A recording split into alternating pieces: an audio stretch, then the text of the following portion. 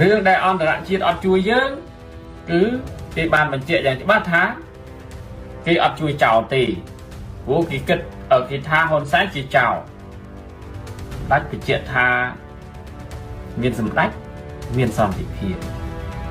ឥឡូវវាផ្ទុយពីសម្ដេចវាផ្ទុយត្រង់ថាបើមានសម្ដេចសង្គ្រាមនៅតែមានបើអត់សម្ដេចសង្គ្រាមនៅបានបញ្ចប់នេះមិនចឹងបងប្អូនឥឡូវយើងគិតមិនគួរតែដកសម្ដេចឬក៏ទុកសម្ដេចបើទុកសម្ដេចសង្គ្រាមនៅតែបន្តបើដកសម្ដេចសង្គ្រាមបញ្ចប់សន្តិភាពយូរអង្វែងចុះយូរណាស់ទេបងប្អូននេះពិចារណាទាំងអស់គ្នាណាមិនមែនជារឿងចាត់រំនិយាយគឺអន្តរជាតិអ្នកនិយាយប្រទេសថៃអ្នកនិយាយឥឡូវហ្នឹងតើនៅក្នុងជួរ